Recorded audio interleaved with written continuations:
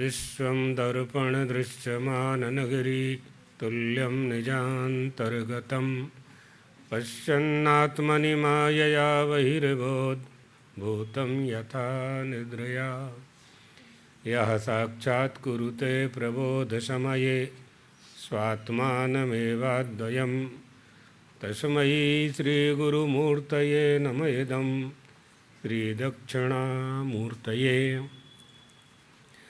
होत्राग्निहोत्राग्निहवस्य होत्री होमादिसर्वाकृतिभासमानं यद्ब्रह्म तद्बोधवितारणीभ्यां नमो नमः श्रीगुरुपादुकाभ्यां सच्चिदानन्दरूपाय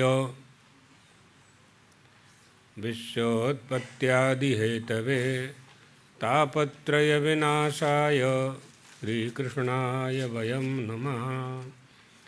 शङ्करं शङ्कराचार्यं केशवं बादरायणं सूत्रभाष्यकृतौ वन्दे भगवन्तौ पुनः पुनः श्रुतिस्मृतिपुराणानाम् आलयं करुणालयं नमामि भगवत्पादं शङ्करं लोकशङ्करं शङ्करं शङ्कराचार्यं केशवं बादरायणं सूत्रभाष्यकृतौ वन्दे भगवन्तौ पुनः द्वारकाधीश भगवान की, भगवत्पादाद्य शंकराचार्य की, सद्गुरुदेव भगवान की। हर हर महादेव।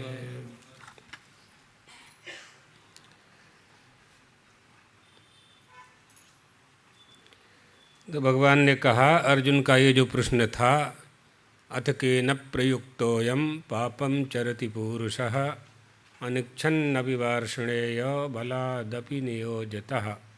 पाप में कौन प्रवृत्त करवाता है, कौन प्रेरित करता है, कौन नियुक्त करता है, जबरदस्ती मुझसे अपराध करने की प्रेरणा कौन देता है, ये अर्जुन का प्रश्न था। उसमें भगवान ने काम एष क्रोध एष रजोगुण समुद्भवः से यह कहा कि मनुष्य की वासना बन जाती है और वासना को पूरी करने के लिए उसकी कामना होती है। कामना की लालसा को पूरी करने के लिए जो वस्तु धर्म से प्राप्त नहीं होती है उसे अधर्म से प्राप्त करने का प्रयास करता है, क्योंकि उस वस्तु के प्रति उसका राग होता है। राग प्राप्त वस्तु को प्राप्त करने के प्रयास में धर्माधर्म का त्याग कर देता है। बस वस्तु चाहिए, वो कैसे मिले, यही उससे भूल हो जाती है, गलती हो जाती है, तो करता है और अपराधी बन जाता है। तृष्णया ही अहम कारिताः इति दुःखितानां रजः कार्ये सेवादौ प्रवृत्तानां प्रलयाः श्रूयते। रजोगुण के कार्य सेवा आदि में लगे हुए दुखी मनुष्यों का यह प्रलाप सुना जाता है कि तृष्णा ही हमसे काम करवाती है। तो जब आपको पता है कि इस वस्तु का, इस पदार्थ का भोजन करने से हम बीमार होंगे, हमको ताव आएगा, तो उसको मत खाइए, हो गया। तो जब आपको पता है कि तृष्णा के कारण ये सब हो रहा है, तो तृष्णा का त्याग करो, तृष्णा का त्याग करो। विष का त्याग करते हैं ना, जहर का त्याग करते हैं, है ना। जो वस्तु हमें अनुकूल नहीं है, कांटे का जब्बा नहीं पहनता कोई, मालूम है कि स्किन में कांटा लग जाएगा, खून निकलेगा, त्वचा में दर्द होगा, मालूम है आपको। इसी तरह से जिसको ये मालूम हो गया है कि तृष्णा के कारण दुख आता है, तो तृष्णा का त्याग करो। तो वैद्य के यहाँ जाने की आवश्यकता ही नहीं है ना। तो जिनको शुगर हो गई है, डायबिटीज बहुत हो रही है ना लोगों को जिनको शुगर हो गई है, करेला खाना शुरू कर दें, नीम की पत्ती चबाना शुरू कर दें, शक्कर बंद कर दें, मीठी वस्तु खाना बंद कर दें, भात खाना बंद कर दें, अपने आप कंट्रोल हो जाएगी। वैद्य के यहाँ जाना ही नहीं पड़ेगा। लेकिन सब कुछ खाते हुए ठीक होना है तो फिर तो औषधि लेनी ही पड़ेगी। ये बात है, ये बात। तो इसलिए भगवान कह रहे हैं कि काम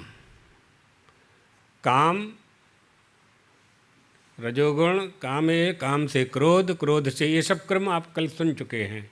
एक दूसरे से एक दूसरे की उत्पत्ति होती है। एक काम बैरी क्यों है, हमारा बैरी काम क्यों हो गया, इस पे भगवान कहते हैं इति दृष्टान्तैहि प्रत्यायति। कैसे कह रहे हैं का धूमेन 38 धूमेन धूमेनाव्रियते वह्निर् यथा दर्शो मलेन च यथोल्बेनावृते गर्भस् यथोल्बेनावृतो गर्भस् तथा तेनेदमावृतम्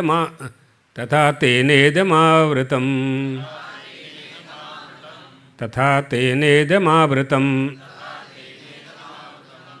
मलेन च आदर्शाः आव्रियते। आव्रियते जैसे दर्पण में धूल हो जाती है या दर्पण में धुआं बैठ जाता है। कैसे, यथोल्बेन गर्भा आवृता, जैसे जेर से गर्भ आच्छादित रहता है।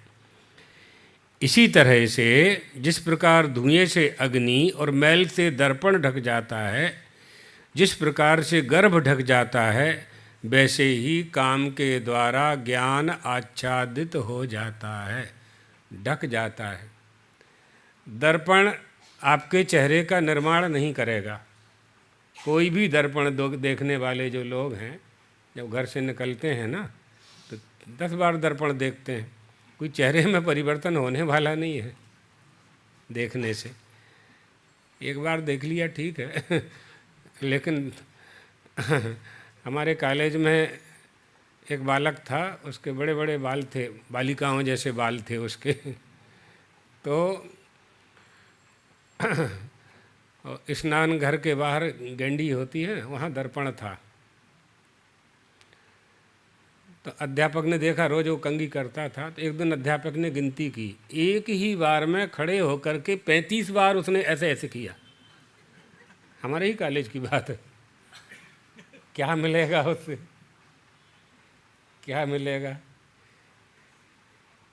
तो शौक रहता है लोगों को, सुंदर होने का शौक। सुंदरता सबको प्रिय है ना, हमने बताया था।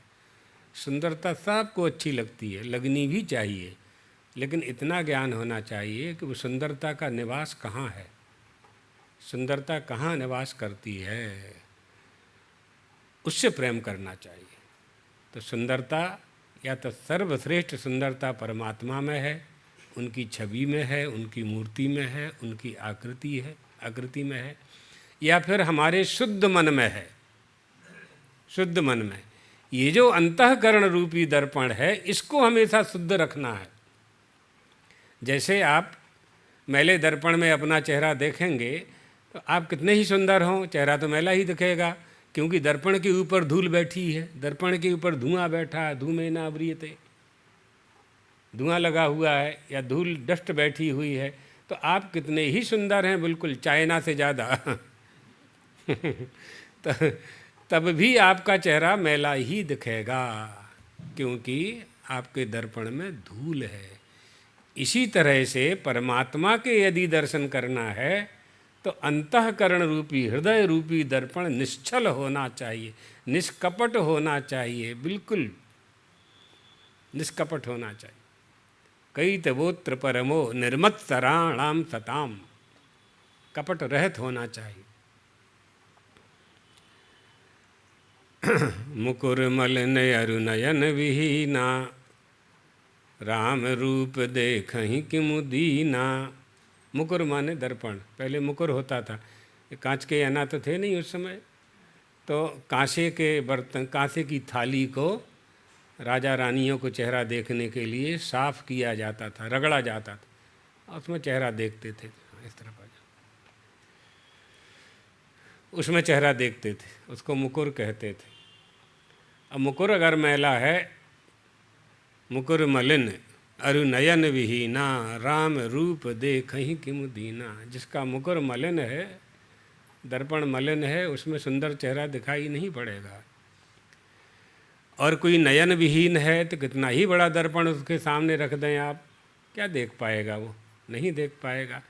इसी तरह से अंतःकरण रूपी दर्पण जब तक स्वच्छ नहीं होगा, निर्मल नहीं होगा, तब तक परमात्मा का दर्शन अंतःकरण रूपी दर्शन नहीं हो सकता। अंतःकरण रूपी दर्पण में दर्शन नहीं हो सकता।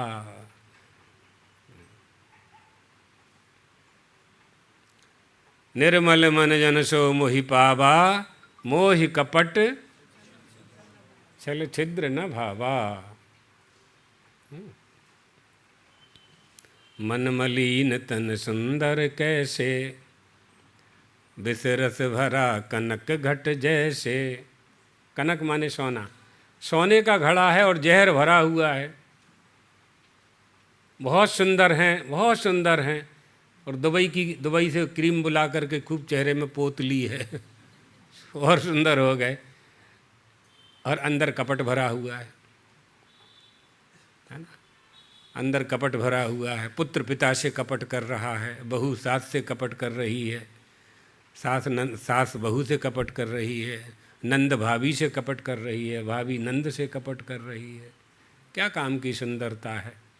आपकी सुंदरता से घर में ऐसा वातावरण स्थापित होना चाहिए कि सब लोग आपकी ओर आकर्षित हो जाएं, सब लोग कहने लगें हमारे घर में तो लक्ष्मी आई है, ऐसा कहने लगे।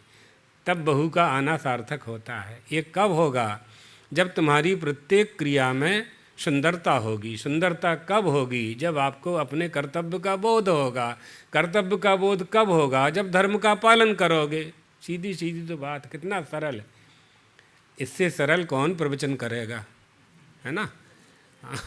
आप लोगों के कारण हमारी और सरल बोलने की आदत बन जाएगी। वेदांत तो कठिन होता है ना। तो ये बात है। तो जिस प्रकार यथोल्वे नावृतो गर्भस् तथा तेनेद मावृतम, बहुत सुंदर, बहुत बहुत सरल शब्दों में बहुत बड़ी बात कही जा रही है कि जैसे प्रकाश स्वरूप अग्नि अपने साथ हुए उत्पन्न अंधकार रूपी धुएं से दर्पण और मल से आच्छादित हो जाता है, वैसे ही गर्भ अपने आवरण रूप जेर से आच्छादित हो जाता है। वैसे ही कामी पुरुष यानी उसका काम, उसकी कामनाओं के कारण उसका जो ज्ञान है, उसका जो स्वाभाविक स्वरूप है, वो आच्छादित हो जाता है। यथा चंदन गर्वादे उदकादि संबंध क्लेदादि मऊपादिकम दौर्गंधम तत्निघर्षणेन। जैसे चंदन की लकड़ी को पानी में डाल देने के कारण, बहुत दिन तक पड़ी रहने के कारण उसमें काई लग जाती है, लूणा लगी जाए छे, तो उसकी चंदन की सुगंध आच्छादित हो जाती है पानी में पड़े रहने के कारण।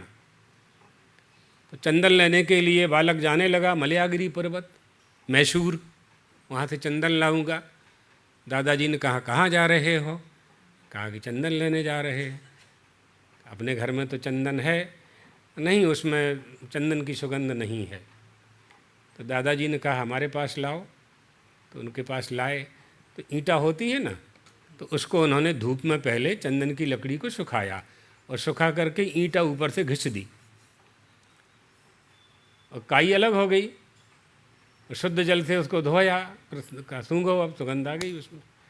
सुगंध को लाया नहीं गया, उस लकड़ी में, चंदन की लकड़ी में सुगंध अलग से नहीं डाली गई, उसमें सुगंध पहले से थी ही, आच्छादित हो गई थी काई के कारण, जल के प्रभाव के कारण। आवरण आ गया था उसमें, निघर्षण कर दिया, घिस दिया, दूर हो गई। यही करना है बस। आप स्वयं ज्ञान स्वरूप हो। बहुत से लोग कहते हैं, कोई उनको उपदेश दो तो कहते हैं गुरुजी, हमारे गुरुजी की कहानी है। हमारे गुरुजी के पास आए 3 लोग थे, होशंग भोपाल के पास के। कि गुरुजी हम लोग तो अज्ञानी हैं और आप ज्ञान का भंडार हैं। तो महाराज जी ने कहा, उसके आगे पीछे भी प्रसंग चल रहा था, लंबी कहानी है। तो महाराज जी ने कहा कि हाँ यहाँ रख दो, ठीक। तो महाराज जी ने कहा कि हम ज्ञानी हैं और तुम अज्ञानी हो, ये ज्ञान तुमको कैसे हुआ? તમે અજ્ઞાની છો और હું જ્ઞાની છું, ये ज्ञान તમે કેવી રીતે થયા? શું પ્રમાણ છે આમાં? तो आप अज्ञानी हो, इसका ज्ञान तो आपको है। अब करना क्या है? अज्ञान को दूर करना है। जब इसका ज्ञान हो गया कि हम में अज्ञान है तो अज्ञान को दूर करें, यही तो उपाय है। और क्या उपाय है? इसी उपाय के लिए, अज्ञान को दूर करने के लिए कहा स्वाध्यायान्न प्रमदितव्यम, स्वाध्याय में प्रमाद नहीं करना चाहिए, है ना। लोग कहते हैं कि अरे हम तो मर गए, है ना, ऐसा लोग बोलते हैं ना। तो मरने का अनुभव तो है नहीं कहीं किसी को, तो मर कैसे गए फिर? तो प्रमाद ही मरना है, प्रमाद ही मृत्यु है मनुष्य की। इसलिए प्रमाद नहीं करना चाहिए। अपने कर्तव्य पालन में कभी प्रमाद नहीं करना चाहिए, न प्रमदितव्यम। ये बात, आवरण भंग करना है, बस आवरण भंग करना है। मंदिर जाते हैं आप लोग तो सामने पर्दा लगा हुआ रहता है, गर्भगृह के सामने पुजारी जी श्रृंगार करते हैं। तो जब तक श्रृंगार होता है तो पर्दा लगा रहता है, श्रृंगार हो जाता है तो पर्दा खोल देते हैं। तो सभा मंडप में जितने भी लोग दर्शन के लिए आए हैं सबको भगवान का दर्शन हो जाता है। तो वहाँ पुजारी ने मंदिर की मूर्ति को स्थापित नहीं किया है, वहाँ पुजारी ने मंदिर की मूर्ति का निर्माण भी नहीं किया है। उस समय तो हजारों वर्ष से रखी है मूर्ति, सैकड़ों वर्षों से रखी हुई है, दर्शन नहीं हो रहे थे। क्यों? आवरण के कारण, पर्दा के कारण। पुजारी ने पर्दा हटा दिया। गुरु भी आपके अंतःकरण में लगे हुए धुआं को, धूल को साफ कर देता है। इसलिए शिष्य की भक्ति और गुरु की शक्ति संसार सागर से पार करने के लिए पर्याप्त है।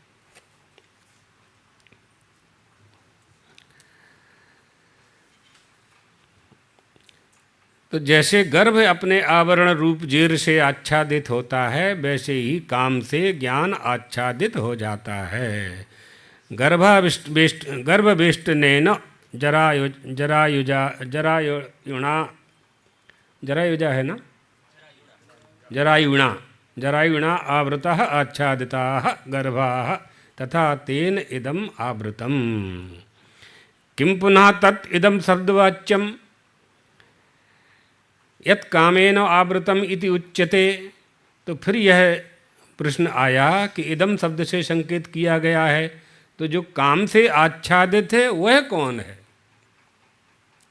काम से जो आच्छादित है वह कौन है? उसे हम कैसे जानें? उसे बताइए। तो भगवान बोले, आवृतम ज्ञानमेतेन ज्ञानिनो नित्यवैरिणा कामरूपेण कौन्तेय दुष्पूरेणानलेन च। ये है बैरी, मुख्य बैरी यही है तुम्हारा, कोई बैरी नहीं है, यही तुम्हारा बैरी है। ये कौन है? क्या? कौन्तेय एतेन अनलेन दुष्पूरेण च ज्ञानिना कामरूपेण नित्यवैरिणा ज्ञानम आवृतम अस्ति। आवृतम एतेन ज्ञानम ज्ञानिनाः नित्यवैरिणाः, अर्थात ज्ञानी ही जानाति। किम जानाति? क्या जानता है? अनेन अहम अनर्थे प्रयुक्ताः पूर्वम एव दुखी भवति नित्यम एव, अतः असौ ज्ञानिनाः नित्यवैरी न तो मूर्खस्य। मूर्ख की तो बात ही क्या है। इच्छाएं जब ज्ञानियों में जागृत हो जाती हैं काम ज्ञानियों में जागृत हो जाता है तो वही बैरी बन जाता है उनका। अर्थात अग्नि के समान कभी न पूर्ण होने वाले काम रूप ज्ञानियों के नित्य बैरी के द्वारा मनुष्य का ज्ञान ढक जाता है, ढका हुआ है, ढका हिरण्यमयेन पात्रेण सत्यश्च पीतम मुखम, ईशावास्य है ना। तो ज्ञान के विवेकी काम रूपी नित्य बैरी से ज्ञान ढका हुआ है। यानी ज्ञानी का जो विवेक है वो नित्य बैरी काम से ढका हुआ है। ज्ञानी पहले से ही जानता है कि इसके द्वारा अनर्थों के लिए नियुक्त किया गया है। कौन नियुक्त किया गया है? काम। काम अनर्थों के लिए नियुक्त किया गया है। मैं काम रूपी बैरी से मुझे सावधान रहना चाहिए। असावधानी ही काम ज्ञानी के ऊपर काम आच्छादित हो जाता है, इच्छाएं बन जाती हैं। इससे वह सदा दुखी रहता है, दुखी भी होता है। यह ज्ञानी का नित्य बैरी है, मूर्ख का नहीं। ज्ञानी का ही बैरी है वो काम, इच्छा, कामना, मूर्ख व्यक्ति का नहीं है। कैसे नहीं है स्पष्ट करेंगे। क्योंकि मूर्ख तो तृष्णा के साथ उसको मित्र बना करके बैठाए हुए है। ज्ञानी ने ही तो काम को दूर किया है। कभी कभी क्या होता है, संदेह नहीं करना चाहिए, कभी कभी क्या होता है, हींग के डब्बे की हींग सारी आप फेंक दो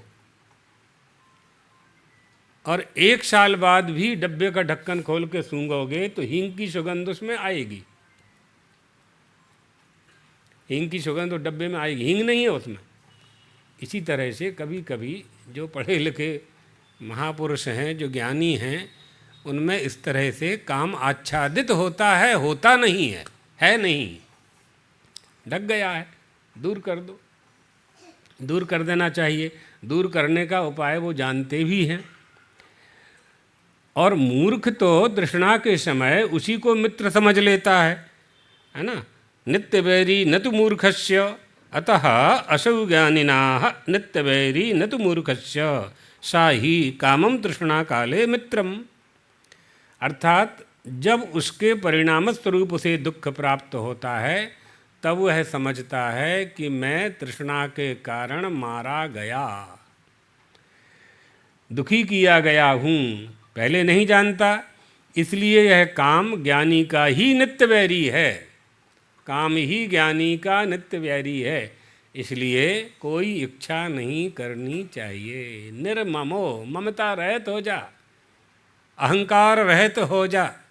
जहाँ ममता होगी, आपने जो किया है और आपने यह मान लिया कि मैंने यह किया है, तो उसके प्रति आपकी ममता होगी, राग होगा, आसक्ति होगी, क्योंकि आपने मान लिया है कि मैंने ये किया है। जब तुमने ये किया है तो तुम्हारा राग उसके प्रति स्वाभाविक है, होना ही है। पड़ोसी के बेटे के प्रति वह प्रेम नहीं होता है आपका जो आपके बेटे के प्रति होता है।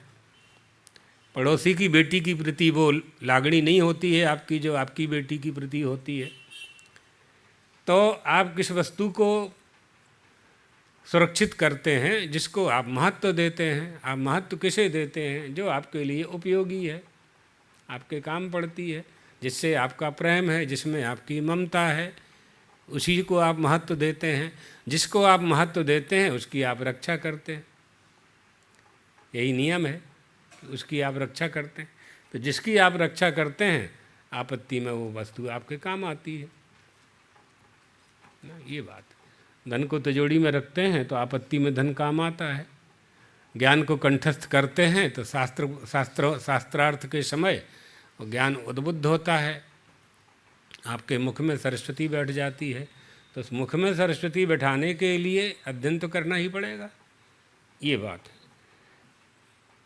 तो किम रूपेण काम रूपेण का इच्छा, कैसे काम के द्वारा ज्ञान आच्छादित हो जाता है? कामना, इच्छा ही जिसका स्वरूप है, तो अति कष्ट से वो पूर्ण होता है। तथा जो अनल है, अनल माने अग्नि, भोगों से कभी तृप्त नहीं होता, जैसे कामना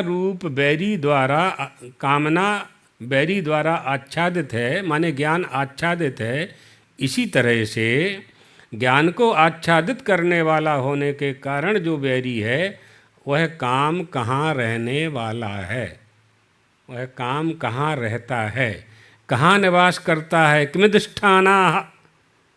किम अधिष्ठानाः, उसका अधिष्ठान क्या है। अधिष्ठान के बिना तो कोई वस्तु होती नहीं है। पाया होता है तो ना मकान होता है, पाया ना ऊपर मकान થાય છે ना, फाउंडेशन। अधिष्ठान क्या है? तो अज्ञान का अधिष्ठान क्या है, ज्ञान का अधिष्ठान क्या है, काम का अधिष्ठान क्या है, कहाँ रहते हैं ये, कहाँ रहते हैं। पुनः कामः ज्ञानश्च आवरणत्वेन वैरी सर्वश्च, ज्ञान को आच्छादित करने वाला होने के कारण जो सबका बैरी है वह काम कहाँ निवास करता है, अर्थात उसका आश्रय क्या है।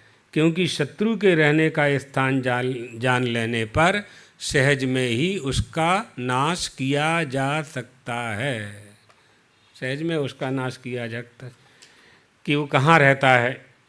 इस पर भगवान कहते हैं ये संदेह तुम्हारा दूर कर दिया जाए, इस पर भगवान कहते हैं कि वो काम कहाँ रहता है। इंद्रियाणि मनोबुद्धि चाधिष्ठानमुच्यते एतैर्विमोहयत्येष ज्ञानमावृत्य देहिनम्। इंद्रियां, मन और बुद्धि ये निवास स्थान है इच्छाओं का।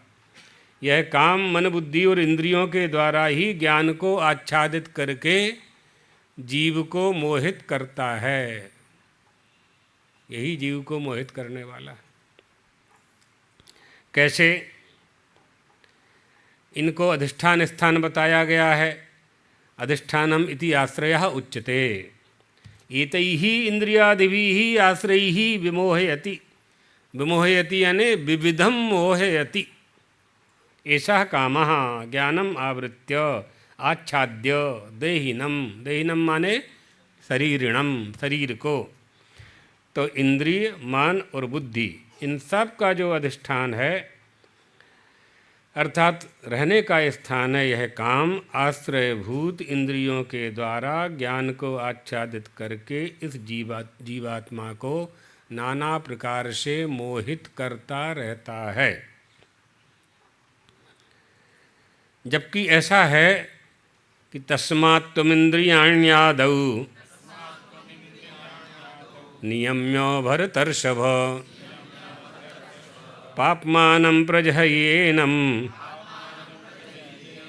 ज्ञान विज्ञान नाशनम। पहले इंद्रियों को वश में करना चाहिए। भगवान कह रहे हैं अर्जुन, नियम्य भरतर्षभ, पहले इंद्रियों को वश में करे। ज्ञान और विज्ञान का नाश करने वाले महान पापी काम का अवश्य त्याग कर दे, એટલે सारी इच्छाओं त्याग करी दे। इच्छाओं का त्याग कर दे तो काम कैसे बनेगा? बनेगा काम, बनेगा काम होगा। तुम्हारी इच्छाओं का कोई अंत नहीं है, इसलिए उन इच्छाओं का त्याग कर दो। जो तुम्हें प्राप्त है वो पर्याप्त है। मनुष्य की देह से बड़ी संसार में कोई संपत्ति नहीं है। देह प्राप्त हो गई है, मानव शरीर प्राप्त हो गया है, अब क्या चाहिए? जो चाहिए तो मानव शरीर तो चुंबक है, अपने आप खिंचता जाएगा, खिंचता जाएगा। आपकी तृष्णा बढ़ती जाएगी, बढ़ती जाएगी। कहीं तो अंत होगा, कहीं तो सीमा होगी, कहीं तो इसे रोकोगे कि नहीं रोकोगे? नहीं रोकोगे तो जन्म जन्मांतर का क्रम चलता ही रहेगा, कभी बंद नहीं हो पाएगा। और बंद होना चाहिए, शास्त्रादेश है। तो इसलिए इंद्रियों को वश में करके ज्ञान विज्ञान के नाशक ऊपर बताए गए बैरी पापचारी का, यानी पापों का त्याग कर देना चाहिए। इसलिए ये कहा जाता है कि धर्म अधर्म का ज्ञान हमें होना चाहिए, पाप पुण्य का ज्ञान हमें होना चाहिए। जब ये ज्ञान होगा तभी तो हम निर्णय कर पाएंगे कि इसको छोड़ें, इसको पकड़ें। अगर ये ज्ञान हमें नहीं होगा तो सामने जो आएगा उसी को स्वीकार करते रहेंगे। जो लोग आप लोगों को उपदेश दे करके चले जाते हैं, बाहर के लोग, या जो उपदेश उन्हें नहीं देना चाहिए और वो दे देते हैं, और हम लोग आप लोग उनको मान लेते हैं। क्यों मान लेते हैं?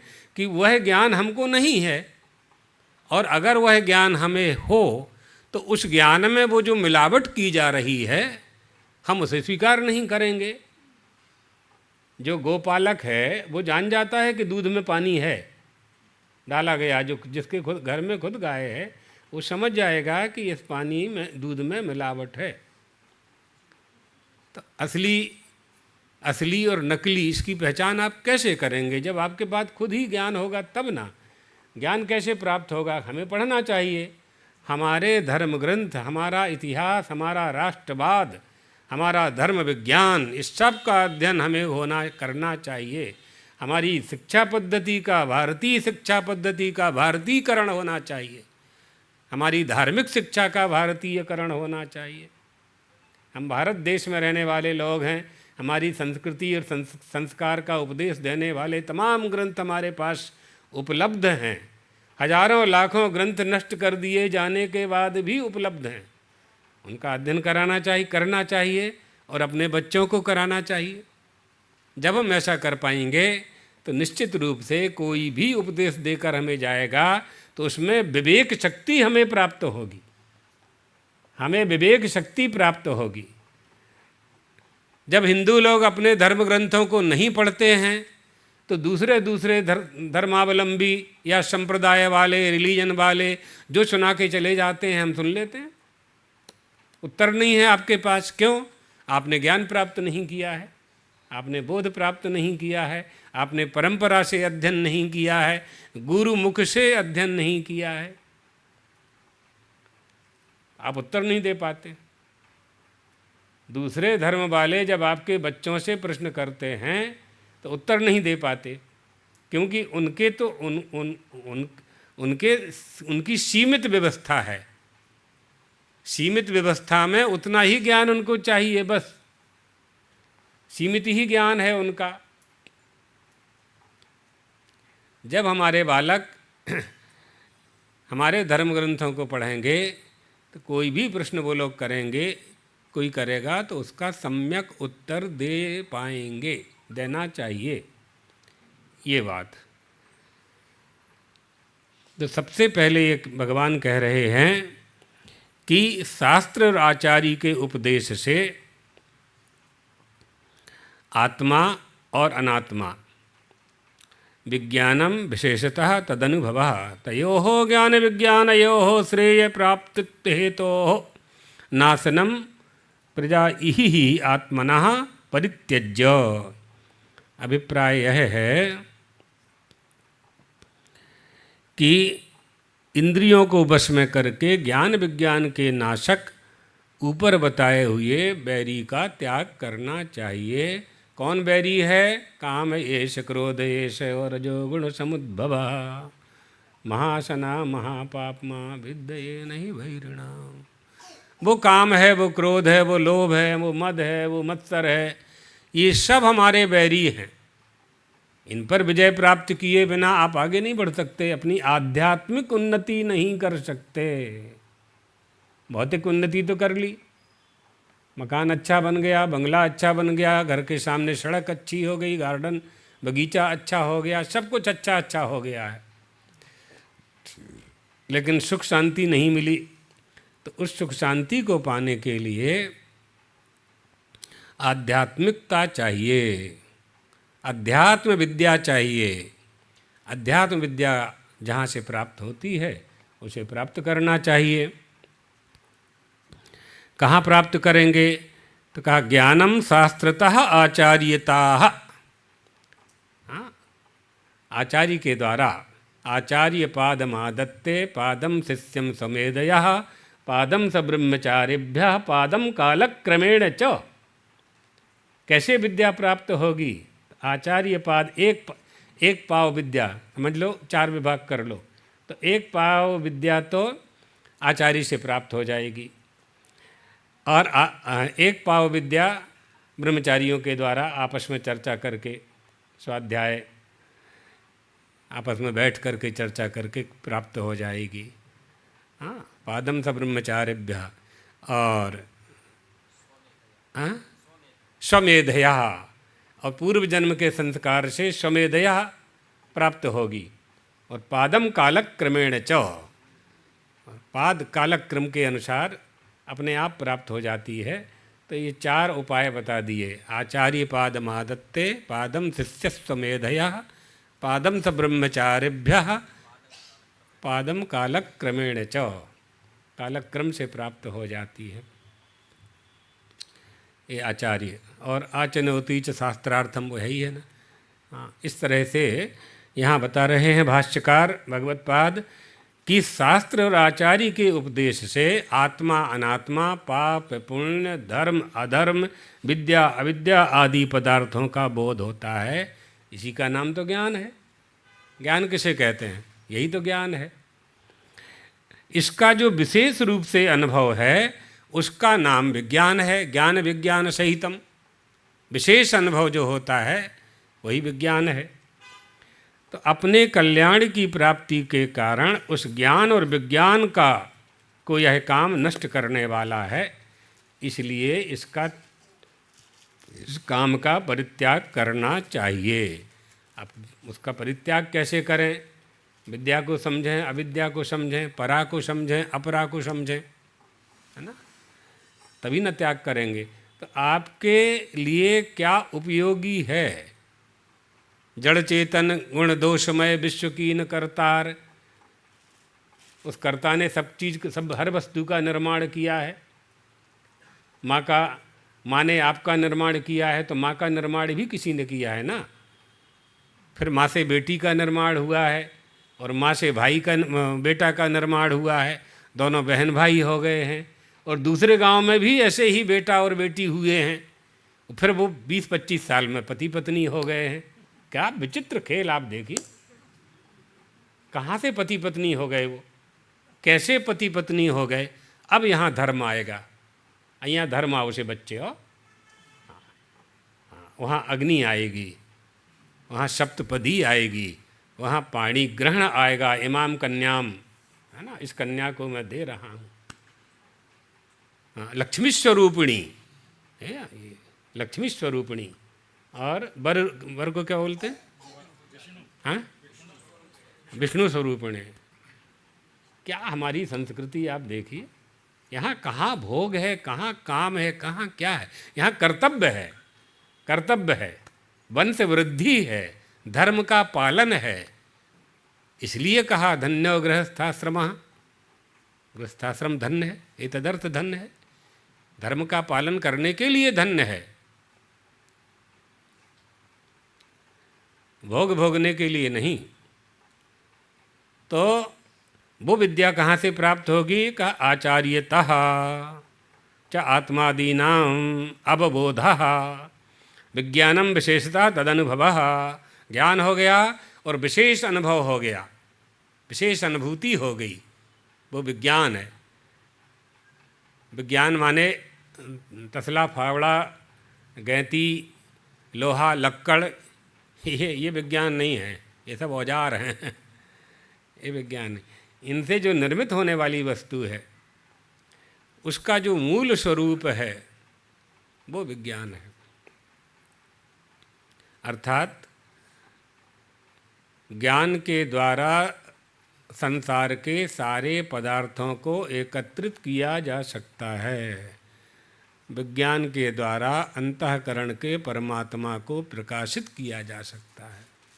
ये विज्ञान, अंतःकरण में जो परमात्मा है, हृदय रूपी गुफा में जो परमात्मा बैठा हुआ है, इधर गुहाम प्रविष्टौ परमे परार्धे ऋतम पिबन्तौ सुकृतस्य लोके गुहाम प्रविष्टौ परमे परार्धे। छाया तपो, है ना, नचिकेता को यमराज कह रहे हैं, कैसे प्राप्त करोगे उसको? कहाँ रहता है वो, कहाँ निवास करता है?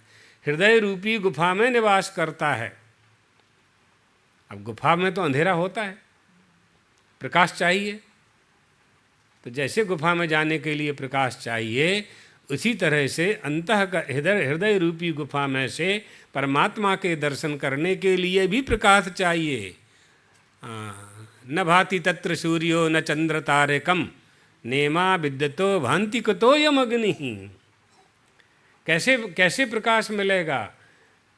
कैसे प्रकाश मिलेगा?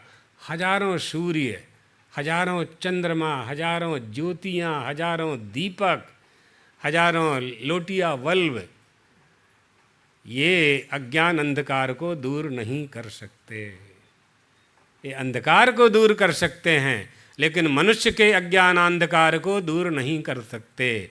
लेकिन गुरु प्रकाश, गुरु कृपा कटाक्ष की एक प्रकाश रूपी किरण जन्म जन्मांतर युग युगांतर के अंधकार को दूर कर देती है।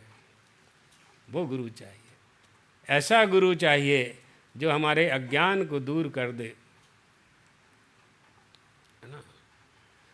ऐसा गुरु मिलना चाहिए, ज्ञानी गुरु मिलना चाहिए। तो विज्ञान को काम नष्ट करने वाला है, इसलिए उसका परित्याग कर। उस नष्ट करने वाले का नाम विज्ञान है और उसका विशेष रूप से अनुभव होता है, इसलिए वह विज्ञान है। सामान्य ज्ञान तो हो जाता है, विशेष ज्ञान ही विज्ञान है। इंद्रियाणि आदौ नियम्य कामम शत्रुम जहि। पहले इंद्रियों के को वश में करके जो शत्रु है काम, उसको मारो। जहि माने मारो। तत्र किम आश्रयाः कामम जह्याद इति उच्यते। किसका आश्रय लेकर के इसका त्याग करना चाहिए, यानी कैसे मारना चाहिए या कैसे वश में करना चाहिए? तो इंद्रियाणि आदौ, पहले इंद्रियों को वश में करो। क्यों वश में करो? इंद्रियां चंचल हैं, इंद्रियां बहुत चंचल हैं, मन बहिर्मुख है, वासनाएं अगणित हैं, कामनाएं अगणित हैं, आयु हम अल्पायु हैं, छोटी उम्र वाले हैं। हमारी आयु निकल जाती है लेकिन हमारी वासनाएं कामनाएं हम पूरी नहीं कर पाते हैं, नहीं कर पाते। छोड़ो ना, उनको छोड़ो। जो हमारा उद्देश्य ही नहीं है जिन्हें प्राप्त करना, उनके पीछे हम क्यों पड़े हैं? क्या मिलेगा उससे? जितना हमारे देह की संरक्षण के लिए चाहिए था वो तो प्राप्त है, उससे अधिक का हम करेंगे क्या? कहाँ लेकर के जाएंगे? ले जाने की कोई व्यवस्था है नहीं। साइकिल वहाँ जाएगी नहीं, साथ में बैलगाड़ी जाएगी नहीं, रथ जाएगा नहीं, घोड़ा जाएगा नहीं, मोटर कार जाएगी नहीं, मर्सिडीज और ऑडी जो खरीदी है आपने वो भी आपके साथ नहीं जाएगी। तो आप जाओगे कैसे वहाँ? अने स्वर्ग जावा माटे सीढ़ी पड़ नथी, तो ऊपर जाओगे कैसे? विचार करया क्या रे? नथी करया, नहीं किया, नहीं किया तो दुख है, कर लिया तो बिना गए सुख है। यही स्वर्ग है, अत्रैव, यही स्वर्ग है।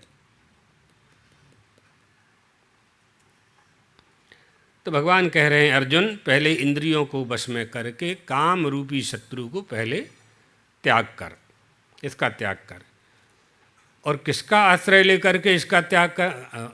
कैसे त्याग करें? कह देना तो सरल है कि त्याग कर दो। जिंदगी भर कमाया है भगवान हमने, हम आप कहते हो 90 साल की उम्र में त्याग कर दो। बेटा बहू ने रोटी नहीं दी तो अभी 5 साल और हमारी उम्र है। ज्योति ने कहा था हम 95 साल तक जिएंगे, तो 5 वर्ष तक भोजन कौन देगा? आपने तो सहज में कह दिया त्याग कर दो। फिर क्या होगा हमारा? 5 साल कौन खिलाएगा हमको, है ना? तो भगवान कहते हैं इंद्रियाणि पराण्याहु इंद्रियेभ्यः परं मनः मनसस्तु परा बुद्धिर यो बुद्धे परतस्तु वसः। इंद्रियों को स्थूल शरीर से माने श्रेष्ठ बलवान, इंद्रियों को स्थूल शरीर से पर माने श्रेष्ठ, उससे अच्छा मानो। हमारे श्रेष्ठ शरीर से इंद्रियां श्रेष्ठ हैं। इंद्रियों को और बलवान और सूक्ष्म कह रहे हैं। स्थूलम बाह्यम परिच्छिन्नं च अपेक्ष, देहम स्थूलम बाह्यम परिच्छिन्नं च अपेक्ष। और इंद्रियों से परे मन है, मन से आगे बुद्धि है, बुद्धि से भी अत्यंत पर है, और अत्यंत जो पर है वो आत्मा है। हाँ, इंद्रियेभ्यः परा बुद्धे बुद्धेरस्तु महान परा, महता परम अव्यक्त अव्यक्तात् पुरुषः परः, पुरुषान्ना परा किंचित सा काष्ठा सा परा गति। कहाँ का है? आत्मान, हाँ, कठोपनिषद काठक श्रुति है। आत्मानं रथिनं विद्धि शरीरं रथमेव हि, बुद्धि तुषारिथं विद्धि मनः परग्रहमेव च, इंद्रियाणि हयानाहु विषयांस्तेषु गोचरान्, आत्मेन्द्रिय मनोयुक्ता भोक्तृत्वाहुर्मनीषिणः। इंद्रियेभ्यः परा, इंद्रिय, हाँ आगे ऐसे ही है, 3-4 श्लोक है। अस्तु विज्ञानवान भवति मनसस्तु परा बुद्धे, बुद्धेरस्तु महान परा। हाँ, आ गया, बुद्धेरस्तु महान परा, महता परम अव्यक्त अव्यक्तात् पुरुषः परा, पुरुषान्ना परा किंचित सा काष्ठा सा परागति। यही क्रम वहाँ धर्मराज यमराज नचिकेता को उपदेश में कह रहे हैं। यही भगवान यहाँ कह रहे हैं। पंडित जन इंद्रियाणि, इंद्रियाणि माने श्रोत्रादीनि पंच, पंचदेहम स्थूलम बाह्यम परिच्छिन्नं च अपेक्ष, इनकी अपेक्षा सूक्ष्म अंतस्थ और व्यापक आदि गुणों से युक्त होने के कारण श्रोत्रादि 5 ज्ञानेंद्रियों को श्रेष्ठ कहा जा रहा है।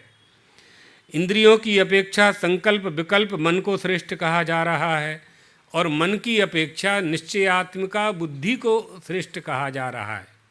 निश्चयात्मिका बुद्धि होनी चाहिए, व्यवसायात्मिका बुद्धि।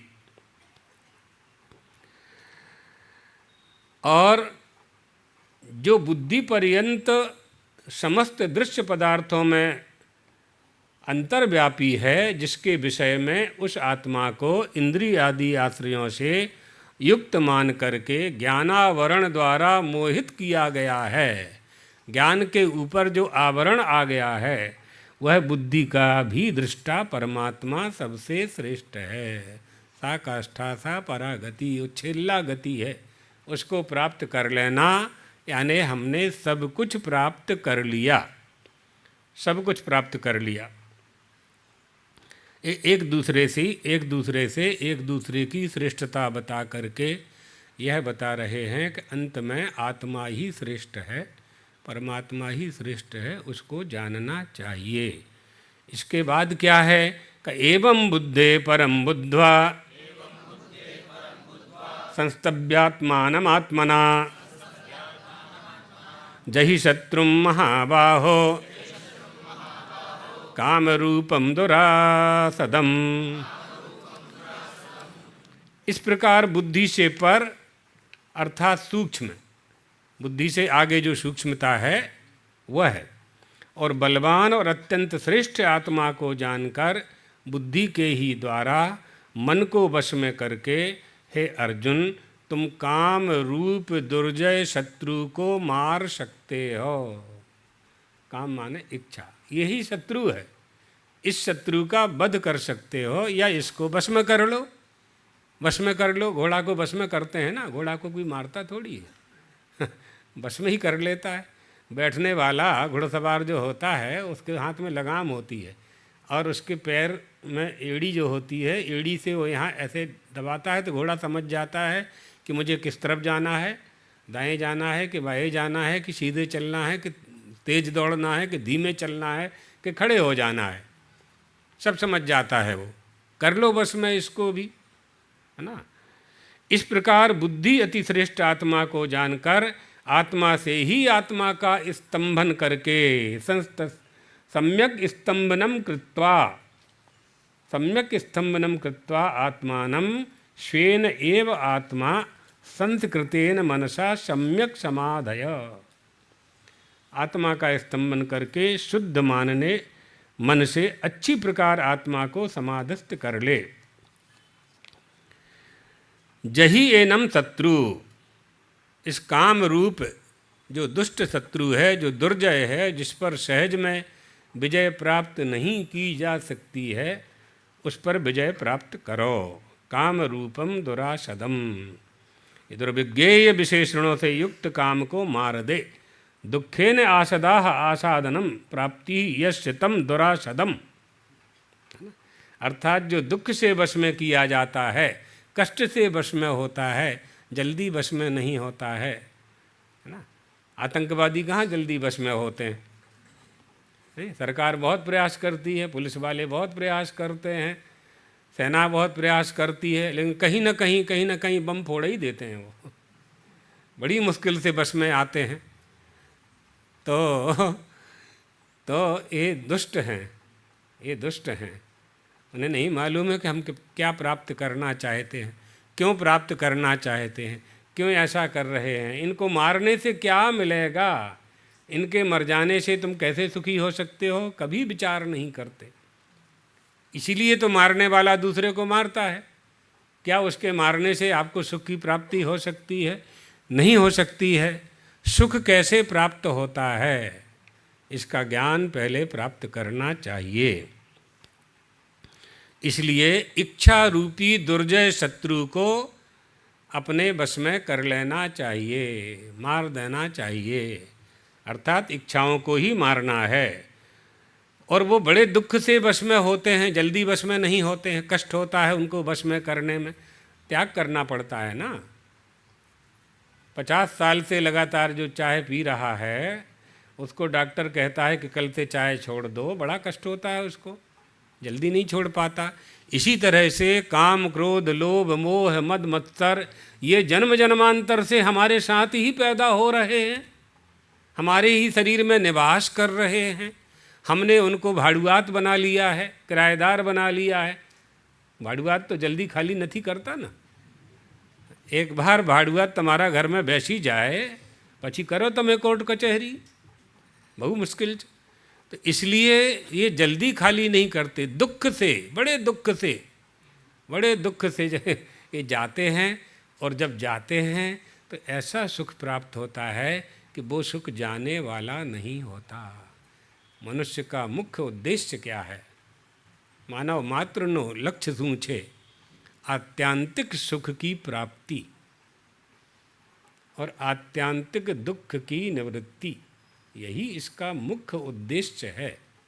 और ऐसा सुख कि जो आ जाए तो वापस ना जाए, और वापस चला जाए, दुख चला जाए तो वापस लौट के ना आए, है ना। दिवाली को आप लोग पूजा करते हो ना, दिवाली को पूजा करवाते हो तो पंडित जी को बुलाते हो। अब पंडित जी मंत्र पढ़ते हैं, श्री सूक्त का पाठ करते हैं, उसमें प्रार्थना करते हैं कि हे प्रभु, इस घर में ऐसी लक्ष्मी आए जो लौट के वापस ना जाए। लक्ष्मी मनपगामिनी, है ना। और यजमान से कहते हैं कि बेटा आज दरवाज़ा खुला रखना, लक्ष्मी आओ से लो। उसी दरवाजे में से लक्ष्मी आएगी। अरे लक्ष्मी आनी होगी तो छप्पर फाड़ के आ जाएगी।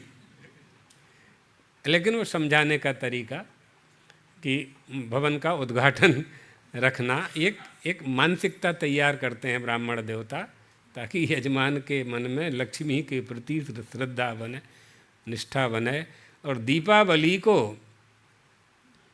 फिर एक रुपया दे देंगे। पहले सिक्का देते थे, चांदी का सिक्का या कोई ऐसे सिक्का, 20 रुपये का सिक्का आता था सोने जैसा नकली, तो पंडित जी दे देते थे, तिजोरी में रखना, ऐसे इसको खर्च नहीं करना है, लक्ष्मी आती रहेगी।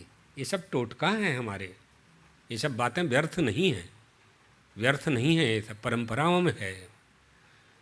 तो जिस तरह से लक्ष्मी आ जाए और वापस ना जाए, इसी तरह से मनुष्य के मन में भी यह चिंतन होता है कि दुख चला जाए तो वापस ना आए, और सुख आ जाए, दुख आ जाए तो वापस चला जाए, और सुख आ जाए तो वापस ना जाए। इस तरह की कामना प्रत्येक मनुष्य के मन में होती है, होनी चाहिए, अच्छी बात है। दुखों को भगाना तो अच्छी बात है, लेकिन सबसे बड़ा दुख है क्या, सबसे बड़ा शत्रु क्या है? इस काम रूप दुर्जय शत्रु, जही एनम शत्रु हे महाबाहो, काम रूपम दुरासदम। काम रूप इच्छाएं मार दो ना, आपको भगाने की आवश्यकता ही नहीं है। जब जब शत्रु आएंगे तो आप उनको निकालोगे, रोग आएगा तो निकालोगे। ऐसे जीवन जीने की प्रथा बना लो, पद्धति बना लो कि रोग आए ही ना, तो दुख आए ही ना, तो भगाने की आवश्यकता ही नहीं है ना। सुख में सुमरन दुख में सुमरन सब करें, सुख में करे न कोई, जो सुख में सुमरन करे तो दुख काहे होए। तो दुख आए ही ना, आने के पहले ही आचार विचार से रहने लगो, भोजन अच्छा करने लगो, रोग आएगा ही नहीं। इसी तरह से दुख आने के जितने हेतु हैं उन पर विजय प्राप्त कर लो तो दुख आएगा ही नहीं, ये बात। इसलिए